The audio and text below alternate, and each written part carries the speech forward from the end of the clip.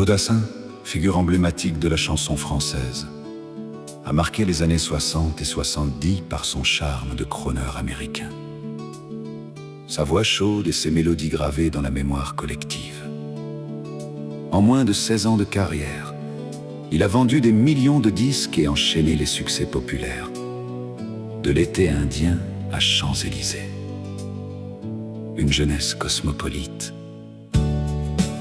Joseph Ira Dassin naît le 5 novembre 1938 à New York. Fils du célèbre réalisateur de cinéma, Jules Dassin, et de la violoniste virtuose Béatrice Launay.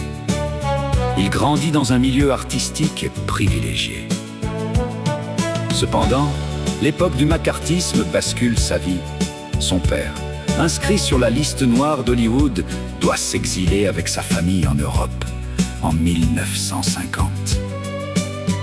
Le jeune Joe voyage énormément et étudie dans plusieurs pays, notamment en Suisse, ce qui lui permet de devenir parfaitement polyglotte.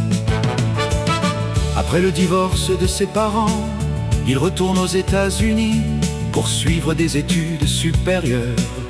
À l'université du Michigan, il y décroche un doctorat en anthropologie, tout en multipliant les petits boulots, de plongeur à chauffeur de taxi. C'est durant cette période universitaire qu'il commence à chanter et à jouer de la guitare dans les cafés. Les débuts d'un dandy américain à Paris, de retour en France au début des années 60. Joe Dassin travaille d'abord dans le cinéma comme technicien ou acteur secondaire pour son père. Sa trajectoire bascule grâce à Maryse Massiera, sa compagne de l'époque.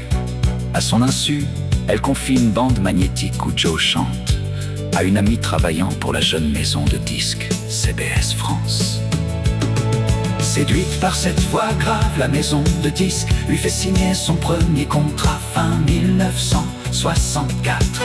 Les premiers disques passent inaperçus, mais l'année 1966 marque son premier véritable succès. Avec le titre Pip Pip, sa carrière est lancée. L'artisan du succès et les grands tubes, Joe Dassin se distingue par un perfectionnisme absolu. bien qu'il possède un sens inné Du rythme américain, il choisit de chanter en français, adaptant de nombreux standards de la country et de la pop anglophone. Entouré d'une équipe de choc, notamment le parolier Pierre Delanoë, le producteur Jacques Play, il peaufine chaque détail. Les succès s'enchaînent à un rythme effréné. 1967, Les Dalton imposent son humour et son sens du spectacle. 1969, Sifflé sur la colline et les Champs-Élysées font de lui une immense vedette populaire.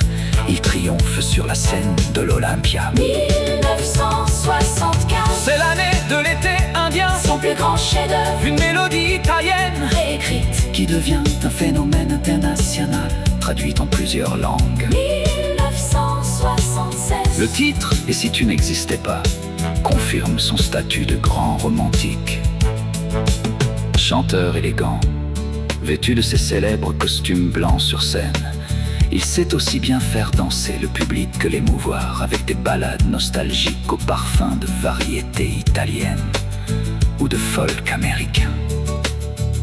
Une fin tragique au sommet. Derrière l'image du séducteur souriant se cache un homme stressé par le travail et profondément affecté par des drames personnels, notamment la perte de son premier enfant en 1973. Marié en secondes noces à Christine Delvaux, avec qui il a deux fils, Jonathan et Julien, sa vie privée reste tumultueuse.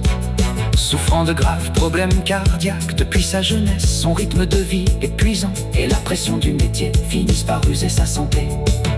Après une première alerte cardiaque lors d'un concert à la fin de l'année 1979, il est victime d'un infarctus foudroyant le 20 août 1980, Il s'éteint à l'âge de 41 ans lors de vacances à Papeete à Tahiti, laissant derrière lui un répertoire intemporel qui continue de traverser les générations.